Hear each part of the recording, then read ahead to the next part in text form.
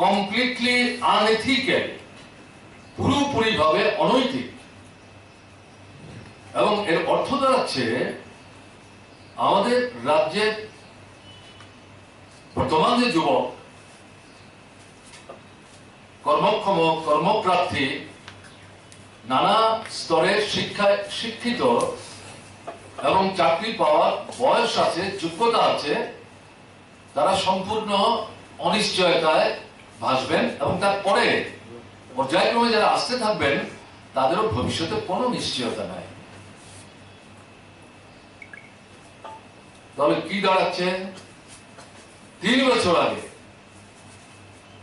তাদের যে ভিশন ডকুমেন্টে যে 299টি প্রতিশ্রুতি ছিল, তাতে 10 অ্যাকশন পয়েন্টস যা তারা উল্লেখ করেছিলেন, ঘরে ঘরে চাকরি, অনিয়মিত যারা তাদেরকে নিয়মিত করা,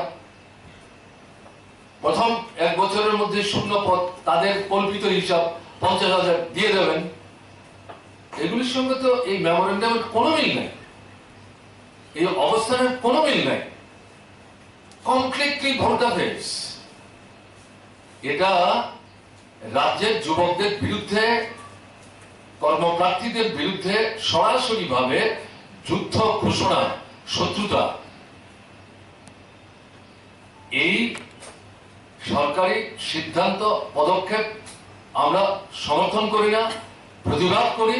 এই অবস্থানের জন্য আমরা নিন্দা জানাচ্ছি এবং দাবি করছি অবিলম্বে এই মেমোরেন্ডাম প্রত্যাহার করুন, এই পদক্ষেপ নেবেন না, এই যুব জীবন নিয়ে ছিনিমিনি খেলবেন না, আগুন খেলার চেষ্টা করবেন না। ত্রিপুরা রাজ্যের যুবকরা শুধু না, তাদের মায়েরা, বাবারা, আত্মীয় পরিজনরা, সাধারণ মানুষ এটাকে কোনোভাবেই মেনে নেবেন না, নিতে পারেন না। এটা হচ্ছে খুব সংক্ষেপে এই বিষয়টা সম্পর্কে আপনাদের সামনে আমাদের যে বক্তব্য, তার সার কথাগুলো উপস্থিত করার চেষ্টা করলাম। 2010 সালে তৎকালীন রাজ্যের মুখ্যমন্ত্রী প্রস্তাব নিয়ে গেছেন, 10 বছর শেষ হলো, এটা বাস্তব রূপ পেয়েছে, কদিন আগে উদ্বোধনী অনুষ্ঠান হলো, এই বিষয়ে আপনার প্রতিক্রিয়া রাখেন? এটা নিয়ে আমার তরফ থেকে কি প্রতিক্রিয়া দেব? এটা তো বাংলাদেশের প্রধানমন্ত্রী নিজেই বলেছেন। আমি তার প্রতি আমার ত্রিপুরা রাজ্যের মানুষের পক্ষ থেকে তৎকালীন মন্ত্রিসভার একজন প্রতিনিধি হিসাবে এখনো কৃতজ্ঞতা প্রকাশ করব। আমার দিনটি এখনো মনে আছে। 2010 সালে সম্ভবত তিনি আমাদের আমন্ত্রণে সাড়া দিয়ে ত্রিপুরা এসেছিলেন। আমাদের সেন্ট্রাল ইউনিভার্সিটি থেকে তাকে ডিলিট উপাধি দেওয়ার জন্য ব্যবস্থা করা হয়েছিল। আমরা আগরতলায় একটা বড় জমায়েত করে তাকে সম্বর্ধনা দেওয়ার ব্যবস্থা করেছিলাম। তিনি যেদিন আসলেন সেদিন তার সাথে 1-to-1 মিটিং ছিল। তাতে আমাদের রাজ্যের মানুষের পক্ষ থেকে, আমাদের সরকারের পক্ষ থেকে অন্যান্য যে বিষয়গুলি আলোচনা ছিল, অন্যতম প্রধান ছিল যে চট্টগ্রাম যে সমুদ্র বন্দর, তার সাথে আমরা ডাইরেক্ট লিঙ্ক চাই। এটা করতে গেলে পর আমাদের যে নদীটা আছে, এই নদীটার একটা অংশ বাংলাদেশে পড়েছে দেশ বিভাগের কারণে, একটা অংশ আমাদের দিকে পড়েছে। এটার উপর যদি একটা ব্রিজ করা যায়, ওখান থেকে সাবরুমের এই সীমান্ত থেকে চট্টগ্রাম বন্দরের দূরত্ব মাত্র 72 কিলোমিটার। এটা সিংহদ্বার হয়ে যাবে শুধু ত্রিপুরার জন্য না, নর্থ ইস্টার্ন রিজিয়ন এবং ইস্টার্ন ইন্ডিয়ার জন্য। ম্যাডাম, আপনার সহযোগিতা চাই। আপনি যদি সম্মতি দেন তাহলে আমরা প্রসিড করতে পারি। তিনি সঙ্গে সঙ্গে, তখন আমরা দুজন ছিলাম, তিনি তার অফিসারকে ডাকলেন, তার অ্যাডভাইজারকে ডাকলেন, বলছেন যা বলছে লিখে নাও, আমাদের তরফ থেকে কোনো আপত্তি নেই, আমরা সমর্থন করব। আমরাও চাই বাংলাদেশের ছোট মাঝারি শিল্পপতি, ব্যবসা বাণিজ্যের সঙ্গে যারা যুক্ত, তারা উত্তর পূর্বাঞ্চল, পূর্ব ভারত এই এলাকার মুক্ত, তাদের উৎপাদিত পণ্য সামগ্রী নিয়ে তারা যাবেন, বেচা কেনা করবেন, এই এলাকার মানুষ আমাদের এখানে যাবে, দুই এলাকারই অর্থনৈতিক অবস্থার মধ্যে সজীবতা আসবে, আমরা চাইব। আর ত্রিপুরা বলছে, আমরা কি করে এটা অস্বীকার করব? শুধু একটাই অনুরোধ ছিল, একটা কথা আপনারা বলছি, এই ব্রিজ বাড়াবেন, আমাদের কোনো আপত্তি নেই, কিন্তু পয়সা কিন্তু আমরা খরচ করতে পারবো না। আস্তে আস্তে আমি বলেছিলাম, ম্যাডাম আপনার কাছে আমরা কোনো পয়সা চাইব না, আমরা কেন্দ্রীয় সরকারকে অনুরোধ করব, কেন্দ্রীয় সরকারও যদি এই ব্রিজের জন্য টাকা দিতে না চান, আমরা আমাদের রাজ্য সরকারের টানাপোড়েন থাকলো টাকার ব্যবস্থা করে, দরকার হলে ধার নিয়ে হলো এই ব্রিজ আমরা করবো, কারণ এটা নিছক একটা অনেক ব্রিজের মধ্যে একটা ব্রিজ না। এটাই ছিল আমাদের আবেদন। কাজে এটা আপনি বললেন বলে আমি বলছি, তার যে সেগাসিটি, যে ভূমিকা নিয়েছে, এটা অস্বীকার করা যাবে না। এবং এই যে পাওয়ার নিয়ে প্রধানমন্ত্রী বললেন, এই প্ল্যান হতোই না যদি বাংলাদেশ সরকার এই জলপথ ব্যবহার করে আশুগঞ্জ যে পোর্ট, তার মাধ্যমে এই যন্ত্রপাতি আমরা না আনতে পারতাম। দারুণভাবে সাহায্য করেছেন বাংলাদেশ সরকার। কাজে আমাদের এই সম্পর্ক অটুট থাকুক দুই দেশের মানুষের, এবং সামনের দিনে আরো এটা সংহত, এটাই তো আমরা চাইব। এই ডিসি ভোট নিয়ে আমার বিলুনিয়া মহকুমার রাজনগর বিধানসভা কেন্দ্র 7-10 দফা দাবি, সরকার বদলের কথা কেউ বলতে যায়নি সেখানে। কাজ, খাদ্য, পেট্রোল ডিজেলের দাম বাড়ছে, তাতে পণ্যমূল্য বাড়ছে, মানুষের উপর যে চাপ, এর থেকে অব্যাহতি চাইছেন, সরকারের কাছে কিছু দাবি পুলিশকে জানিয়েছেন, পুলিশ আপত্তি করেন, মিছিল করেছেন, অবস্থান করছেন। সর্বশেষ বক্তা বিধায়ক ওই এলাকার আমাদের তফসিলি সমন্বয়ের ত্রিপুরা রাজ্যের সাধারণ সম্পাদক, এবং সর্বভারতীয় একটা মঞ্চ আছে, সেই মঞ্চেরও তিনি গুরুত্বপূর্ণ নেতৃত্বের দায়িত্ব পালন করছেন, এবং এই এলাকা থেকে বারবার তিনি নির্বাচিত হয়ে আসছেন ভালো ভোটের ব্যবধানে। তিনি যখন কথা বলতে শুরু করলেন, দেখা গেল আক্রান্ত হয়ে গেল সভা। ঢিল পাটকেল নিয়ে সেখানে ঝাঁপিয়ে পড়ছেন, লাঠি সুটা নিয়ে। পুলিশ বাধা দেওয়ার চেষ্টা করছে, পুলিশ আক্রান্ত হয়েছে, জখম হয়েছে। মার্ক্সবাদী কমিউনিস্ট পার্টির যে এলাকার অফিসটা তৃতীয়বার সেদিন আবার অগ্নিসংযোগ হয়েছে। যারা আক্রান্ত হয়েছেন তাদের কেউ কেউ সুদন দাসের বাড়ি, এই বাজারেই, এই বাড়িতে গিয়ে আশ্রয় নিয়েছেন, মনে করেছেন এটা বিধায়কের বাড়ি, এখানে গেলে বোধহয় রেহাই পাবো। কিন্তু এর আগেই তো এই বাড়িটি 3 বার আক্রান্ত হয়েছে, গতকালকে আরেকবার আক্রান্ত হয়েছে। কি চলছে? আমি কথাগুলি উল্লেখ করছি, আর কার কাছে যাব আমরা? মানুষ যেটা বলতে শুরু করেছেন, এ তো সহ্যের সীমা পেরিয়ে যাচ্ছে, বাঁধ ভেঙে যাচ্ছে ধৈর্যে, এবং মানুষ এখন মুখর হয়ে বলতে শুরু করেছেন, এরকম সরকার তো আমরা চাইনি। এর হাত থেকে কত দ্রুত আমরা অব্যাহতি পেতে পারি, তার জন্য তারা দিন গুনতে শুরু করেছে। আর সরকার মনে করছে, আপনারা কেউ দেখেছেন আমাদের রাজ্যের মুখ্যমন্ত্রী মহাশয়, স্বরাষ্ট্র দপ্তরেরও মন্ত্রী, যদি স্বরাষ্ট্র দপ্তরের মন্ত্রী নাও হন, তিনি মুখ্যমন্ত্রী, মন্ত্রিসভার প্রধান। এই গত 3 বছরে এই যে ঘটনা ঘটেই চলেছে, কোন এই সম্পর্কে প্রতিবাদ ধর্মী এগুলো বন্ধ করবার জন্য তার দলের লোক যারা এগুলো করছে তাদেরকে নিরস্ত করবার জন্য কোন কথা বলেছে? এই যে একটার পর একটা বিধায়ক আক্রান্ত হচ্ছে, কোন সমবেদনা প্রকাশ করেছে? আমরা এটা দেখি না। আপনারা যদি আমাকে জিজ্ঞেস করেন, আমি বিস্মিত না। এটা কি? এটা সচেতন ভাবে নিজেদের ব্যর্থতা ঢাকবার জন্য, যে প্রতিশ্রুতির খেলাপ করে উল্টো পথে চলছেন, মুখ ঢেকে রাখবার জন্য, মানুষের কণ্ঠরুদ্ধ করবার জন্য এই বন্ধা পথের আশ্রয় নিচ্ছেন। তাই দলীয় যে দুর্বৃত্ত বাহিনী ধীরে ধীরে তৈরি করছেন, যদিও সংখ্যা বাড়াতে পারছেন না, তারাও বুঝতে পারছে তাদের এই যে দুর্বৃত্তপনা, তার বিরুদ্ধে বলতে চাইছেন না। এটা মুখ্যমন্ত্রী, দল এবং সরকার সবার জন্য লজ্জা। এটা যদি তারা মনে করে থাকেন এইভাবেই চলবে, তাহলে কিন্তু তারা ভুল করছেন। এটাই বলবো, এর বেশি তো এখানে বলতে যাওয়া ঠিক হবে না। এই বিষয়টাও আপনাদের সামনে তুলে ধরবার চেষ্টা করলাম। 3 বছরে আমাদের এখানে যে ভোটগুলো হয়েছিল সবগুলোতে আপনাদের অভিযোগ ছিল যে গণতন্ত্র লুট হয়েছে। এডিসি ভোটে আপনি কি ধারণা করছেন? এবং কে বলছেন? আপনাদের জন্য দেখতে পাচ্ছি না ভাই। কমল ও আচ্ছা, এডিসি ভোটে 28টা আসন।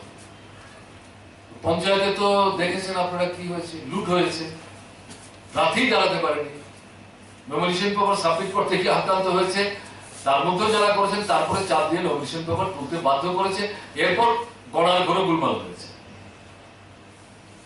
নগরের ক্ষেত্রে হয়েছে, লোকসভায় জানেন আপনারা আমাদের দুজন প্রার্থী তারা তো দৈহিকভাবে আক্রান্ত হয়েছে।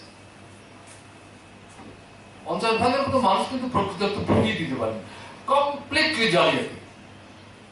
তো এডিসি নির্বাচনে মানুষের আশঙ্কা আছে, কিন্তু যে নূতনত্ব যেটা বলছেন সেটার মধ্যে আমি বলবো 28টা আসনের মধ্যে আমরা যারা বামপন্থী ফ্রন্ট থেকে 28টা আসনে প্রার্থী দিয়েছি, 27টা আসনে প্রার্থী দিতে গিয়ে বাধা কোনো জায়গা থেকে আসেনি।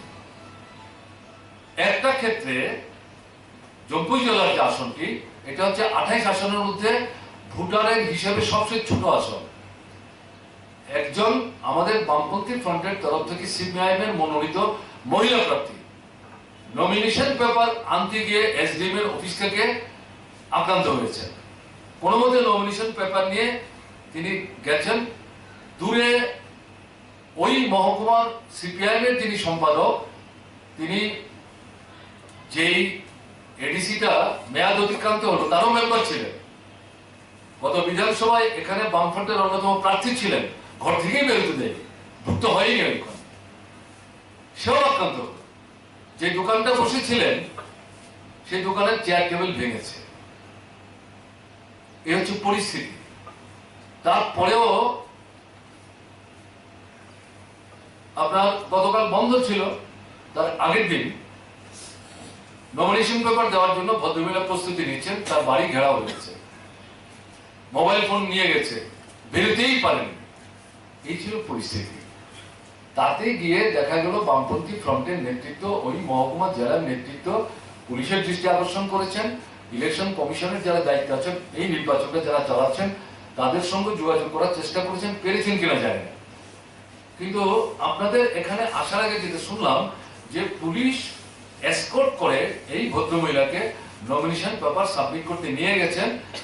তিনি নমিনেশন পেপার আজকে নির্বিঘ্নে এখন অব্দি সাবমিট করতে পেরেছেন। সব মিলিয়ে ব্যাপারটা যা, পঞ্চায়েত নগর পঞ্চায়েতের যে ভোটটা হলো 18 পর, আর লোকসভার নমিনেশন পেপার সাবমিশন না, ভোটের ব্যাপারটা যেভাবে হলো তার সঙ্গে এই জায়গাটা তো একটু ফারাক, পার্থক্য নিঃসন্দেহে। কাজে এই যে পার্থক্য বললেন, আমি এটা এতটুকু বলতে পারি। দ্বিতীয়ত যেটা বলা যায়, অনেকগুলি কম্বিনেশন নির্বাচনে যাচ্ছে। এখন কে কাকে কি উদ্দেশ্যে নিয়ে সাহায্য করবেন এটা তো আমার পক্ষে এক্ষুনি বলা সম্ভব না, একটু অপেক্ষা করতে হবে, তারপর বলা যাবে। তবে একটা ঘটনা মানুষের মধ্যে কিন্তু ধীরে ধীরে একটা দৃঢ়তা, বলিষ্ঠতা বহিঃপ্রকাশ ঘটতে শুরু করেছে। অনেক জায়গাতে মিছিল টিছিল করে ঝান্ডা উড়িয়ে যেভাবে গিয়ে নমিনেশন পেপার সাবমিট করলেন, তাতে মনে হচ্ছে এবার ভোট লুট করার চেষ্টা হলে মানুষ বোধ হয় এই ঘটনা যারা ঘটাবার চেষ্টা করবেন এটা হয়তো ঘটতে নাও দিতে পারেন। আমরা তো চাইব, আমরা মানুষের কাছে আবেদনই করছি, এটা হয়তো এই পরিস্থিতির মধ্যে একটা পরিবর্তনের ক্ষেত্রে সিলভার লাইনিং বলে মনে হচ্ছে। এটা হতে বাধ্য। Non performance, zero performance, minor performance. দেশের অবস্থা খারাপ, রাজ্যের অবস্থা আরো খারাপ, কিন্তু মানুষ কত সহ্য করবে? এবং এটা সিম্বলিক হয়ে যাচ্ছে। এটা শুধু এডিসি না, এটা সারা রাজ্যের মানুষের মধ্যে যে খুব বিক্ষোভ, তার বহিঃপ্রকাশ এডিসি নির্বাচনে মানুষ যদি নির্বিঘ্নে নির্ভয়ে ভোট দিতে পারেন, বহিঃপ্রকাশ ঘটবে। এ নিয়ে মানে সঙ্গত ধারণা করা মানে যুক্তি আছে। আপনারা যারা আমাদের এই আমন্ত্রণে সাড়া দিয়ে এখানে উপস্থিত হয়েছেন, সবাইকে শুভেচ্ছা জানাচ্ছি। আমার সাথে রয়েছেন তপন চক্রবর্তী,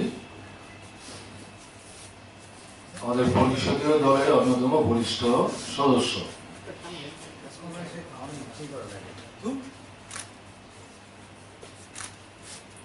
আজকে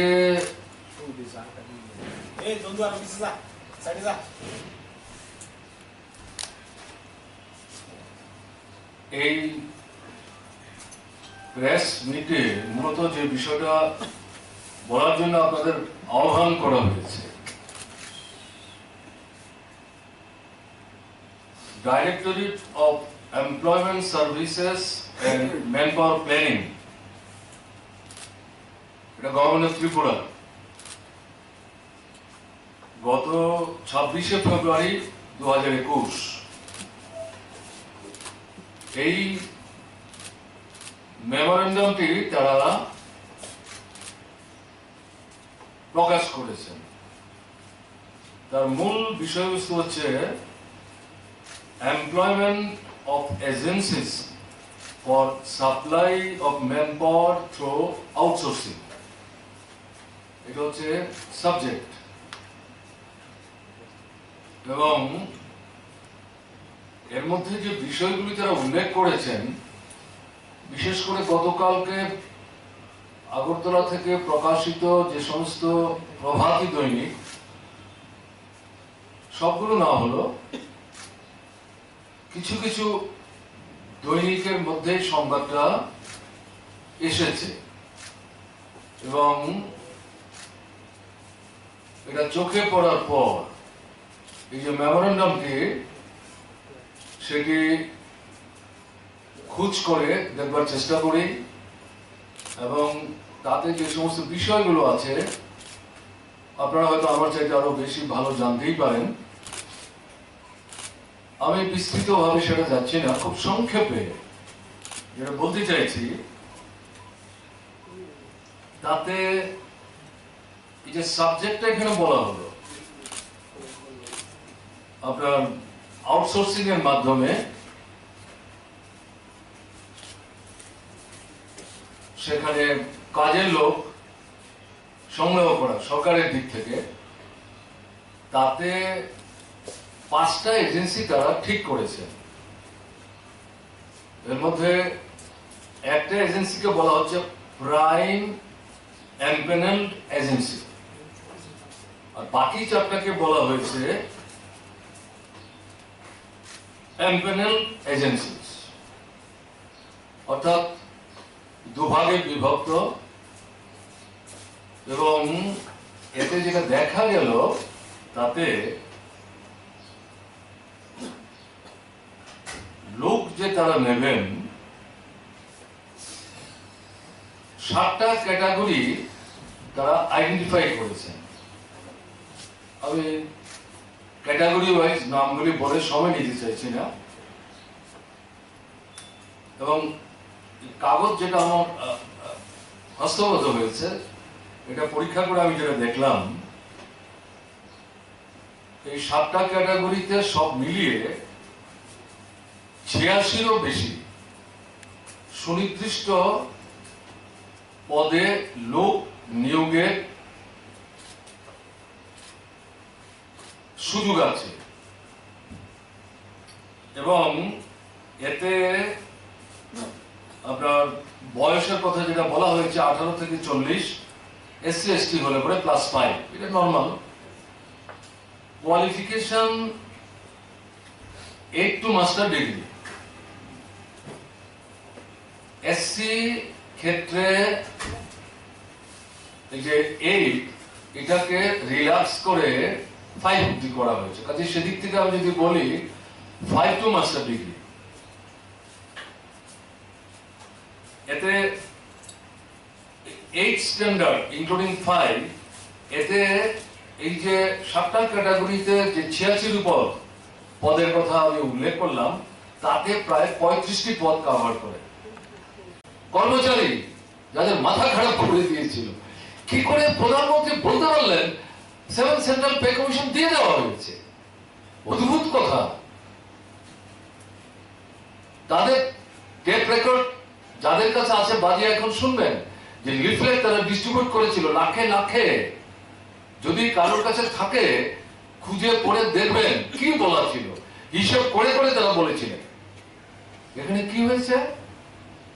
ফিটমেন্ট ফর্মুলা 7 সেন্ট্রাল পে কমিশনে, যখনই পে কমিশন হয় তাতে সমস্ত কিছু চূড়ান্ত করতে গিয়ে একটা ফিটমেন্ট ফর্মুলা করে, সেটা বেসিক পে এর উপর হয়।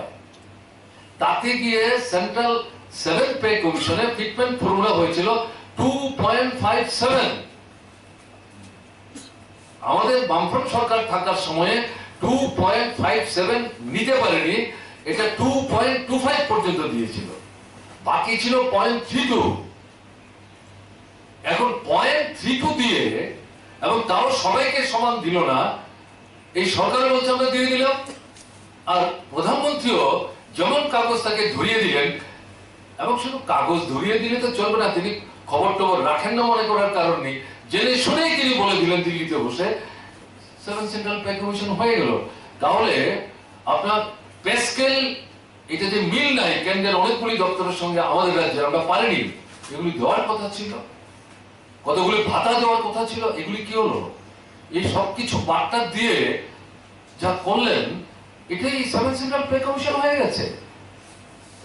কর্মচারীদের ডাকুন না মুখ্যমন্ত্রী, প্রতিনিধিত্ব করে সরকার অনুমোদিত সেই সংগঠনের যারা নেতৃত্ব, তাদের সঙ্গে ডেকে কথাগুলি বলুন তো, দেখুন তো তারা কি বলে। কি বলছেন আপনি?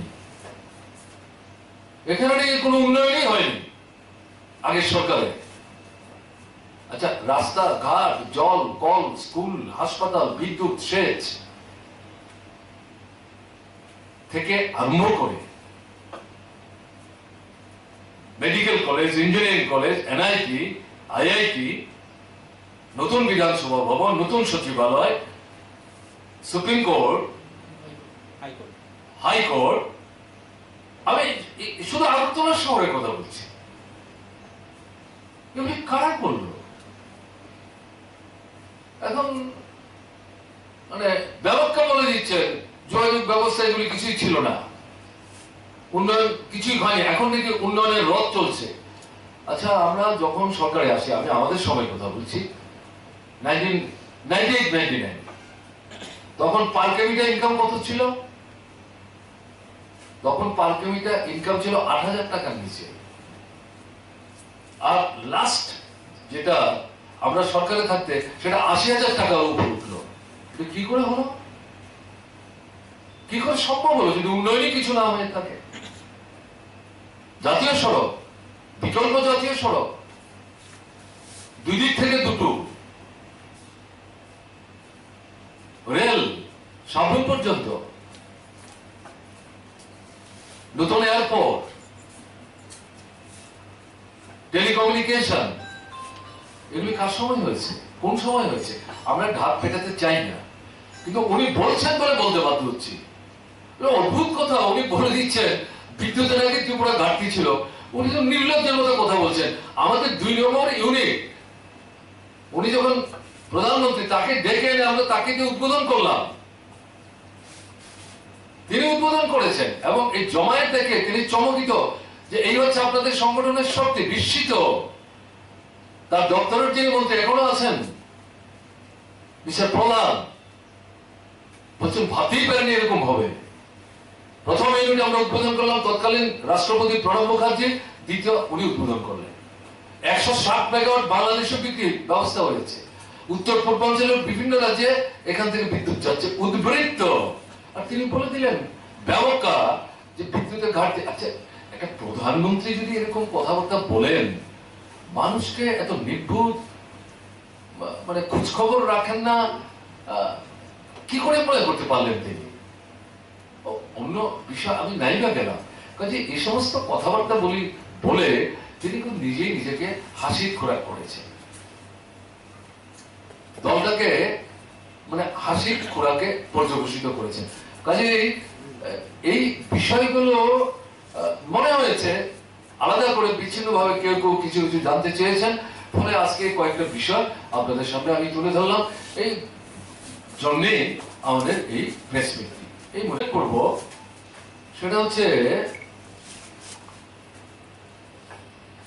আপনাদের কাছে বলেছিলাম গত 3 বছরের মধ্যে নতুন সরকার আসার পর প্রথম একজন রাজ্যপালের সাথে আমরা আমাদের সংসদীয় দলের তরফ থেকে একটি প্রতিনিধি মণ্ডলী সাক্ষাৎ করতে গিয়েছিলাম। ওখানে অর্থনৈতিক কোনো দাবি দেওয়া ছিল না, গণতন্ত্র আক্রান্ত তার নানা তথ্য উপস্থিত করে জননির্বাচিত যারা প্রতিনিধি, এখনো যারা বিধানসভায় প্রতিনিধিত্ব করছেন,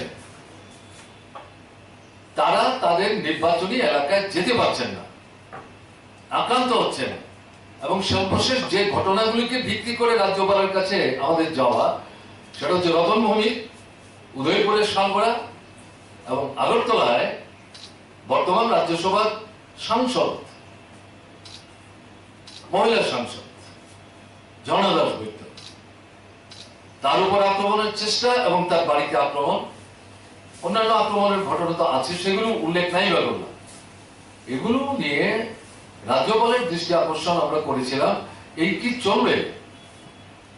আপনি নিজেই আমাদের সঙ্গে সাক্ষাৎকারে দাবি করলেন যে আপনি 7 বার সংসদে দলকে প্রতিনিধিত্ব করেছেন, কিছুদিন বিজেপি সরকারের মন্ত্রিত্বের দায়িত্ব পালন করেছেন এবং এরপর আপনি রাজ্যে এসছেন। এবং শপথের দিন দেখলাম যে অতীতে কখনো আমরা দেখিনি যে রাজ্যপাল মুখ্যমন্ত্রী দুজনের মধ্যে যে হাগিং, ভালোই নানাজন নানাভাবে বিষয়টা দেখেছেন। তো এই রাজ্যে এই যে ঘটনা চলছে, আপনি কি এই সম্পর্কে অবহিত আছেন? তিনি চুপচাপ। এবং তাকে যে পয়েন্টস গুলি আমরা দিলাম 7-8টা, তিনি দেখে বলছেন আমি নিশ্চয়ই দেখব। মুখ্যমন্ত্রী এবং রাজ্যের যিনি পুলিশ প্রধান, ডাইরেক্টর জেনারেল অফ পুলিশ, তাদের সঙ্গে আমি খুব দ্রুত কথা বলার চেষ্টা করব। আমাদের একটাই অনুরোধ ছিল, এগুলো বন্ধ করতে হবে। শাসক দল থাকবে, বিরোধী দল থাকবে, নানা দল থাকবে, বিধানসভার ভেতরেও থাকতে পারে, বাইরেও থাকতে পারে। যার যার কথা শেষে বলবেন, মানুষ শুনবেন, অভিজ্ঞতা থেকে মানুষ সিদ্ধান্ত নেবেন কোনটা সঠিক কোনটা বেঠিক। কারুর বলার অধিকার, মত প্রকাশের স্বাধীনতা যাতে বাধাপ্রাপ্ত না হয়, হস্তক্ষেপ না হয়, এটা যেমন দেখতে হবে। এবং জননির্বাচিত প্রতিনিধি যারা যে এলাকা থেকে তারা নির্বাচিত হয়েছেন, সেই এলাকায় তারা যেতে পারবেন না, হিসাব দিয়ে দেখিয়ে দিয়েছে, including leader of the opposition of the Tripura legislative assembly. এরকম প্রায় 55টি ঘটনার কথা উল্লেখ করেছে। এটা আপনাকে দেখতে হবে। রাজ্যপাল অত্যন্ত মানে একনিষ্ঠভাবে আমাদের কথাবার্তা শুনছিলেন এবং এই প্রতিশ্রুতি তিনি দিলেন। আমাদের ধারণা ছিল যে এগুলো বন্ধ হবে। আমি পেছনে যেতে চাইছি না। আমাদের ডেপুটেশনের পরে গত কয়েকদিনের মধ্যে যে ঘটনা, মার্চ মাসে 3 তারিখ ভাষা শহীদ দিবস, বাদল যুদ্ধে আক্রান্ত হলেন, শহীদ বেদিতে মালা ফুল দিয়ে তাঁতে গ্রাম, একটা ছোট্ট বাজার, ছাউনিতে গ্রামের মানুষ এসছেন, বহুদিন পর তাদের প্রিয় বিধায়ক এসছেন, তার সঙ্গে একটু কথাবার্তা বললেন, আক্রান্ত হয়ে গেলেন। আপনারা দেখেছেন, জীবিকা আসতে হয়েছে। মূল অনুষ্ঠান তিনি যেতেই পারলেন না, গাড়ি ভেঙে তছনছ করে দিলেন। 3 তারিখের ঘটনা। 10 তারিখ উদয়পুরে একটা জমায়েত, তাতে আমন্ত্রণ আসলো আমাদের কাছে। বাদলবাবু ছিলেন, তার সাথে আমিও ছিলাম। তিনি আমাদের এই যে জেলাটা, এই জেলাটা সাংগঠনিক দায় দায়িত্ব দেখভাল করেন, তার সাথে আমি ছিলাম। গিয়ে আমি শুনলাম যে 4-5টা জায়গায় শাসক দলের একটা ছোট্ট অংশের আগের মতো এত লোক জমায়েত করতে পারছে না, যারা আসতে চাইছে তাদেরকে নানাভাবে কটু মন্তব্য করছেন, ভয় দেখাচ্ছেন, হুমকি দিচ্ছেন। এবং আমি যখন শহরে ঢুকছিলাম, জগন্নাথ দিঘির কোণে জেলা পরিষদের যে বাড়ি, সেখানে পুলিশ দাঁড়িয়ে আছে, সেখান থেকেও যে কটু মন্তব্য তারা করে চলেছেন সেটা ভেসে আসছিল। মিছিল শেষ হলো, ছোট্ট অল্প সময়ের জন্য 40-45 মিনিটের জন্য 3 জন কথাবার্তা বলেছেন, তার মধ্যে আমি একজন কথা বলার লোক ছিলাম। এখান থেকে যারা ফিরে যাচ্ছিলেন তারা একটার পর একটা জায়গায় আক্রান্ত হতে থাকলেন। রাতের বেলা আক্রমণ হলো, পরেও আক্রমণ হলো। আজকেও দেখবেন, গতকালকে আমরা দেখেছি ত্রিপুরার যে মানে প্রচার মাধ্যম, সব মাধ্যম কাভার না করলেও কোন কোন পত্রিকা দায়িত্বের সাথে সঠিকভাবে তথ্যগুলো তুলে ধরবার চেষ্টা করেছে। প্রেসমিটটা করার আগে আমাদের প্রধানমন্ত্রী ভার্চুয়াল মিটিং বিবেকানন্দ ময়দানে তিনি করেছেন দিল্লি থেকে। প্রথম শুনলাম তিনি আসবেন, তারপরে দেখা গেল তিনি আসলেন না, ভার্চুয়াল মিটিং করছেন। তাতে গিয়ে তিনি অনেক কথা বলেছেন। তো এই সম্পর্কে কোন কোন সংবাদ মাধ্যমের বন্ধুরা বক্তব্য জানতে চেয়েছিলেন। আমি বললাম, দেখুন, বিচ্ছিন্ন ভাবে আপনাকে তাকে যদি বলি, অন্য বন্ধুরা বলবেন এটা কেন করছেন। আপনারা বললে আমরা কি আমাদের পত্রিকায় আপনাদের কথা কিছু না কিছু ছাপি না, বা আমাদের যে ইলেকট্রনিক মিডিয়া তাতে কি আমরা কিছু না কিছু আমরা সেখানে দেওয়ার চেষ্টা করি না, তাহলে আমাদের কেন বাদ দিচ্ছেন। আমি বললাম যে দেখুন, আমার কিছু কর্মসূচি আছে, এগুলো শেষ করে সময় পেলে নিশ্চয়ই আপনাদের সঙ্গে বসবো। আপনাদের যদি কিছু এই সম্পর্কে জিজ্ঞাসা থাকে, তখন যদি জিজ্ঞাসা করেন নিশ্চয়ই আমি আমাদের মতো করে বলবার চেষ্টা করব। আমি শুধু এখানে অন্য বিষয় আপনারা যদি জানতে চান বললে আমি বলবো, আমি শুধু একটা বিষয় বলবো। প্রধানমন্ত্রী যে কথাটা বলেছিলেন যে আগের সরকারের 30 বছরের কাজ 3 বছরের, বা যে সরকারের মানে কাজ করছে, মানুষ তা মানে অনুভব করছেন যে সম্পূর্ণ একটা নতুন পরিবেশ, নতুন পরিমণ্ডল, আগেরটার সঙ্গে এটার মধ্যে তুলনা নেই। তিনি এটার মধ্যে একটা ইতিবাচক সুর বা ভাবনা রেখে কৌশলী পদ্ধতিতে উপস্থিত করেছেন। আমি তার জবাবে যেটা বলবো, প্রধানমন্ত্রী সঠিক বলেছেন। আগের 25-30 বছরে যা ত্রিপুরায় হতো না, হয়নি, আপনার স্নেহ ধন্য, আশীর্বাদ ধন্য যে সরকারটা এখানে আপনি বসিয়ে গেছেন, এই 3 বছরে একের পর এক তারা তাই করে চলেছে। একেবারে উল্টো, কাজ নাই, খাদ্য নাই, অর্ধাহার, অনাহার, অনাহার মৃত্যু, সন্তান বিক্রি ঘটেই চলেছে।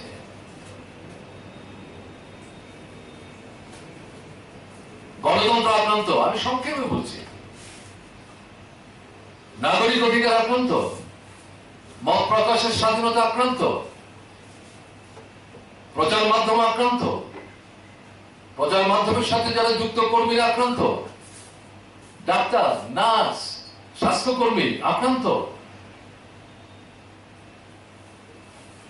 আইন সেবার সাথে যারা যুক্ত আক্রান্ত, কোর্ট চত্বরে শিক্ষক, কর্মচারী, এমনকি অফিসার আক্রান্ত। আমি তো বলবো চিফ সেক্রেটারি আক্রান্ত হয়েছে, অশোভন ভাবে তাকে দায়িত্ব থেকে সরিয়ে দেওয়া হয়েছে। এটা তো আক্রমণ, আমি উল্লেখ করলাম, আপনারা জানেন এগুলো। ব্যবসায়ীরা আক্রান্ত হচ্ছে, ঠিকাদাররা আক্রান্ত হচ্ছে, কাটমানি এটা নতুন পদ্ধতি চালু হয়েছে, এবং এরাই বলছেন যে আপনারা তো মনে করছেন আমরা এই টাকাটা দিচ্ছি সবটাই আমরা ভোগ করবো, ঘটনা তা না। নিচ থেকে উপরে উপরে উপরে অনেক উপরে, আর কি বলবো, তাদের বক্তব্য। রেগার মজুরি উনি না জানিয়ে একটা তথ্য দিলেন কি বামফ্রন্ট সরকারের সময় নাকি এটা 150 টাকারও নিচে ছিল, আর এই সর্বশেষ যেটা সেটা তো 177 টাকা ছিল। এবং এই মজুরি আমরা নির্ধারণ করি না, এটা প্রত্যেকটা রাজ্যে প্রতি বছরের সিপিআই যেটা কনজিউমার প্রাইস ইন্ডেক্স, ত্রিপুরা সিমলার সাথে যুক্ত, এই ইন্ডেক্সের উপর নির্ভর করে আমাদের রাজ্যে রেগার মজুরি ঠিক হয়। আমরা প্রতিবাদ করেছি, এগুলো প্রধানমন্ত্রী জানেন না, এত কিছু জানেন। তিনিও তো রাজ্যের মুখ্যমন্ত্রী ছিলেন 10 বছর, একসাথে তো আমরা মিটিং করতাম কেন্দ্রে, তখন তো দেখেছি এগুলো নিয়ে তাকে মুখর হতে। এখন এই সমস্ত কথা বলছেন, এবং এই যে প্রতি বছর কিছু কিছু করে বাড়ে প্রাইস ইন্ডেক্স, বাড়ছে, জিনিসের দাম বাড়লে ইন্ডেক্স বাড়বে। এখন 205 টাকা পাচ্ছে সবাই, কাজই তো সবাই পাচ্ছে না। কোথায় 200 দিন, ঘরে ঘরে 50 দিন, তাদের দলে বাছাই করে কিছু লোক কাজ না করে 100 দিনের বেশি কাজের টাকা নিয়ে যাচ্ছে।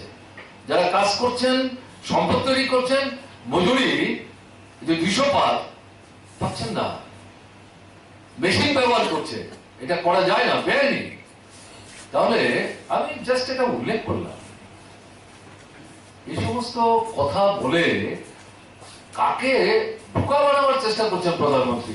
দিল্লি থেকে বসে এই কথা বলা যত সহজ, আগরতলায় এসে মাঠে দাঁড়িয়ে বক্তৃতা করলে তার লোকরাই কিন্তু এখান থেকে মাঠের মধ্যে প্রতিবাদ করতেন। আমার ধারণা ত্রিপুরার মানুষকে তো বোকা না, যে কি বলছেন আপনি? রাতকে দিন, দিনকে রাত করে দিচ্ছেন, পূবকে পশ্চিম, পশ্চিমকে পূব, নারকেল গাছকে সুপুরি গাছ, আর সুপুরি গাছকে নারকেল গাছ বলে চালিয়ে দেওয়ার চেষ্টা করছেন। ভোটের আগে একবার এরকম করলেন, আর 3 বছরে আমরা তো প্রতারিত আপনাদের কাছে, প্রবঞ্চিত, এবং শুধু তা না, এখন লুণ্ঠিত, অবহেলিত, অপমানিত, উলট পালট কথাবার্তা সমস্ত বলে চলেছে। চাকরি নিয়ে তো বলার দরকার নেই, যেটা বললাম, তাতে 12টি পদ কভার করে, গ্রাজুয়েট এন্ড অ্যাবাভ এতে প্রায় 39টি পদ কভার করে। তো যেটা পরীক্ষা করে দেখা গেল, এই যে মেমোরেন্ডামটা, তাতে এই 7 ক্যাটাগরির কর্মচারী যারা নর্মাল সরকারি দপ্তরে, তাদের যে পে স্কেল বা পে স্ট্রাকচার, যেটার মূল ভিত্তি হচ্ছে বেসিক পে, এতে করে যেটা দেখা গেছে যে এই 7 ক্যাটাগরি বেসিক পে 16,000 থেকে 37,000-এর উপর, এটা মিনিমামটা বলা হচ্ছে, এটা প্লাস হবে, যতটা উপর দিকে যাচ্ছে এটা প্লাস হবে। এই বিষয়টা মেমোরেন্ডামে দপ্তর উল্লেখ করে, এটা উল্লেখ না করে তারা এখানে উল্লেখ করেছেন এই যে ক্যাটাগরি ওয়াইজ 7টা ক্যাটাগরিতে যারা নিয়োগ পাবেন তারা ন্যূনতম কত থেকে সর্বাধিক কত পেতে পারেন। তাতে যেটা দেখা গেল 7,280 থেকে 17,068। তার মানে হচ্ছে, আমি উল্লেখ করলাম আগে, মিনিমাম বেসিক হচ্ছে 16,000, আর এই 7টা ক্যাটাগরির সর্বোচ্চ যেটা সেটা হচ্ছে 37,060। তাহলে এখানে তারা যেটা উল্লেখ করলো, তাদের হিসাব হচ্ছে সব মিলিয়ে 7,280 থেকে সর্বাধিক 17,068। তার মানে হচ্ছে প্রেজেন্ট যে পে স্কেল, মিনিমাম যে মানে বেতনটা হওয়ার কথা তার অর্ধেকেরও কম হয়ে যাচ্ছে। এখন এই জায়গাতে যারাই নিয়োজিত হবেন তাদেরকে মাথা পিছু এই যে এজেন্সি যাদের মাধ্যমে তারা নিয়োগ পাবেন সরকারের, তাদেরকে প্রতি মাসে 145 টাকা 60 পয়সা থেকে 341 টাকা 37 পয়সা করে দিতে হবে এজেন্সি চার্জ। অর্থাৎ যতদিন কাজ করবেন। পরে আমার যা মনে হয়েছে এর বাইরে ইপিএফ, ইএসআই, জিএসটি এগুলো দিতে হবে এজেন্সিকে। তাহলে